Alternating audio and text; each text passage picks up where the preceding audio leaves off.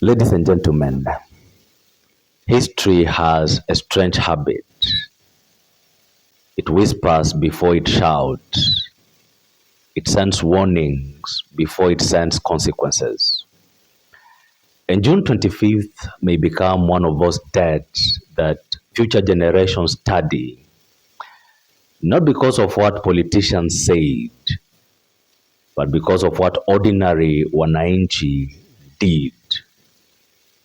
There is an African proverb that says that a child who is not embraced by the village will burn it down to feel its warmth.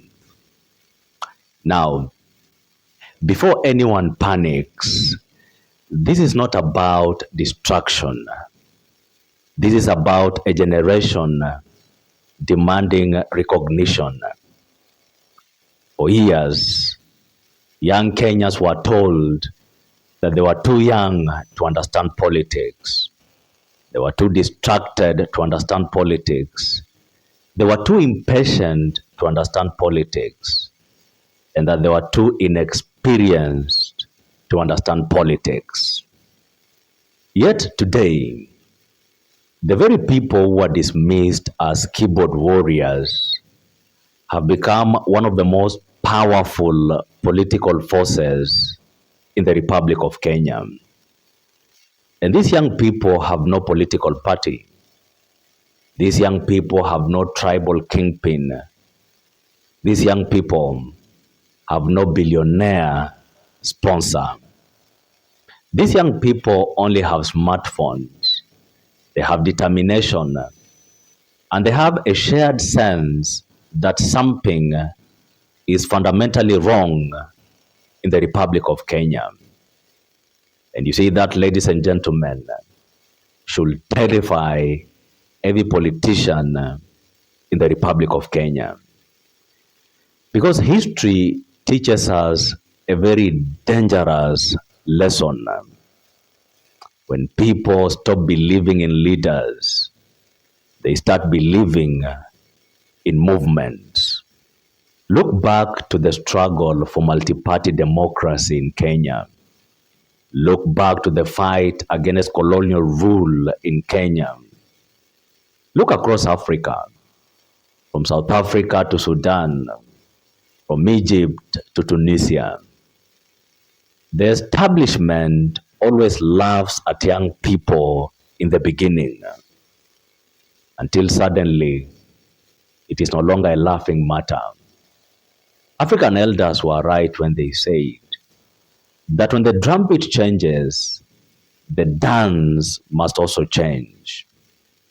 But you see, many politicians in the Republic of Kenya are still dancing to the music of the 1990s.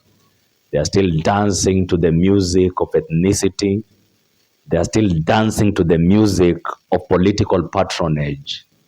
They are still dancing to the music of empty rallies and the music of handouts.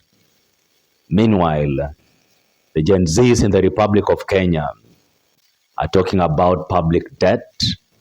The Gen Zs are talking about taxation. The Gen Zs are talking about corruption.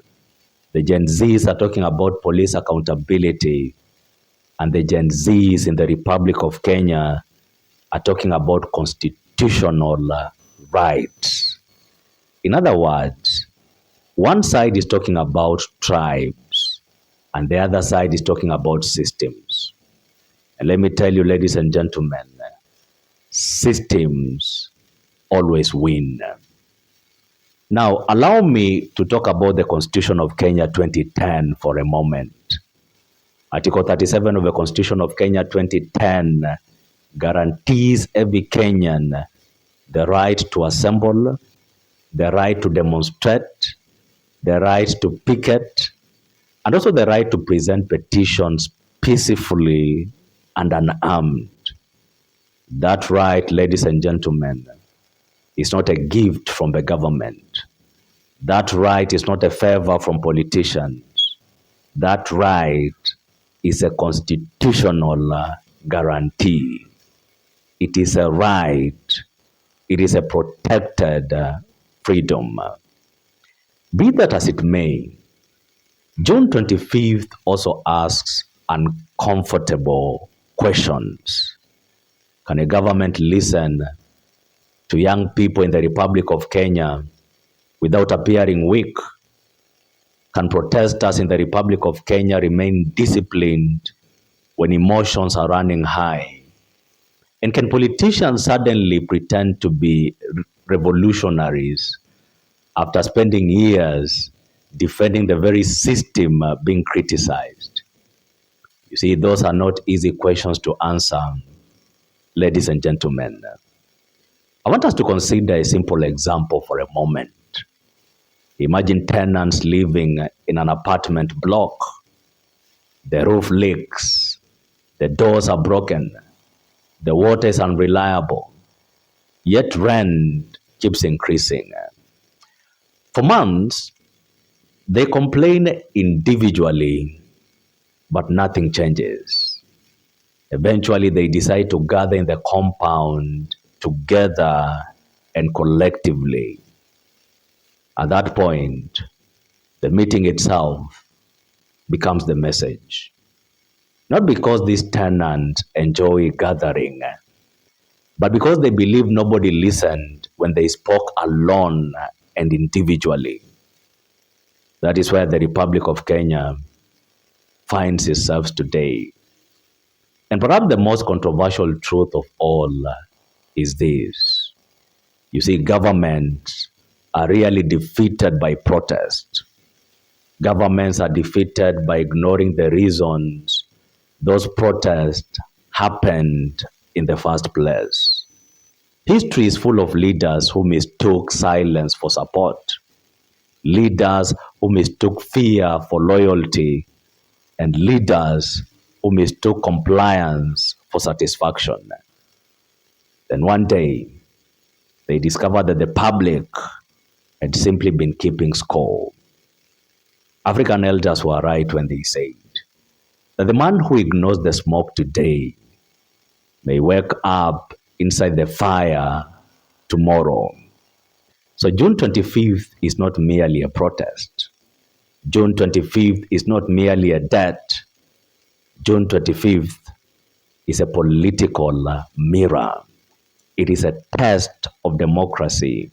It is a test of leadership and a test of whether those in power can hear the heartbeat of a generation that refuses to be ignored. Because one thing is becoming increasingly clear in the Republic of Kenya. You see, the future is no longer knocking on the door. The future, ladies and gentlemen, has already entered the room. My name is Biketi. If it is your first time here, make sure to follow this channel and to subscribe for more political analysis.